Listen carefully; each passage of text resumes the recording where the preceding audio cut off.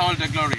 Ang inyong nakita karon mao ang kasamtangang pag-ani sa 1 hectare nga communal farm sa Lowland Rice dinhi sa Barangay Mande, Sindangan, Zamboanga del Norte nga gidumala sa Mande Farmers Association.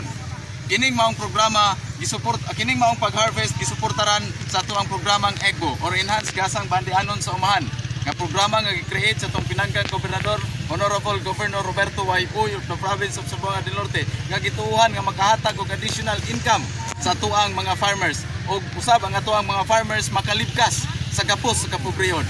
Ug kini usab nga programa gisuportaran sa atuang pinalanggang Congressman of 2nd District Ma'am Glona Labad-Labad, and also to our local government unit of Sindangan headed by Honorable Mayor Rosendo S. Labad-Labad. Sa dugang detalye atong hinabion, atong paminahon ang iyang kasinatian sa iyahang pagdumala kay si Presidente, si President Maximo Bersano.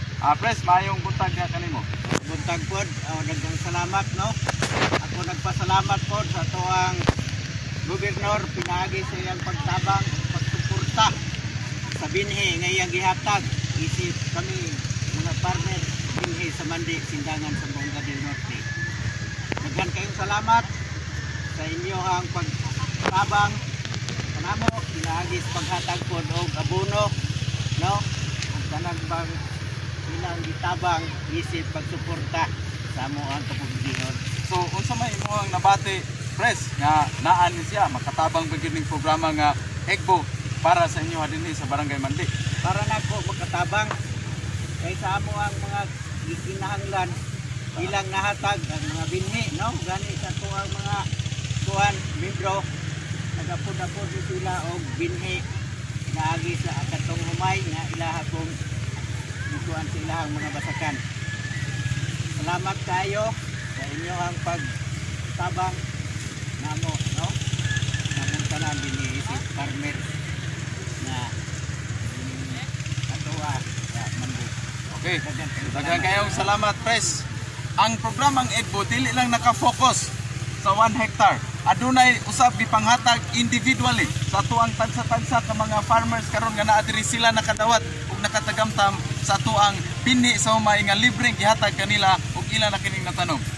Alang sa kasayuran ug dugang kasayuran para kaninyong tanan, ang programang EGBO gi-create ni Governor Roberto Y. Uy. This was the response of the pandemic that the world are facing today. Why? Tungod ani karon naka-harvest na ang members sa Farmers Association sa Barangay Mande. Wala na nila matagamtami ug nakalimot na sila nga karon aduna pa day virus nga miatake sa Pilipinas ug dili lang sa tuang nasod kundi lakip ang ubang nasod sa tibuok kalibutan. Ug gusto tungod ni ana atong pasalamatan ang atuang community organizer si former SB member Jerry Espina sa iyang kakugi ug balik-balik pag-assist sa atuang mga farmers together with our technician Mr. George Rintora and also sa atuang 2nd District Coordinator Sir Nemesio Estuque, together again with our Provincial Agriculturist Mamibel Bustalino o usab sa atuang mga GBO Program Coordinators, ang atuang retired ATI Director Dr. Saliot, our Provincial Consultant, AFP Retired General Angelo Zunglao, our Provincial Human Resource Management Officer Ma'am Felme Biluan, to our PSWD Sir John Pelpinuzas sa kakugi. Padayon nga pag-assess ni Sir Joey Bernard nga diin siya misuporta nining maong programa. And also sa atuang considered as the mother of EGBO, ang inahan sa Enhanced Gasang Bandianon program, wailayan ang atuang First Lady sa Zamboanga del Norte nga nag-design nining maong programa tungod para maka-assess sa atuang mga farmers. O kaming tanan sa family sa EGBO mituo nga ang pag-uumang makugihon panginabuhi malambuon. Og ako magbilin kaninyo sa usa-usab ka panultihon nga diin gituhuan sa tanan.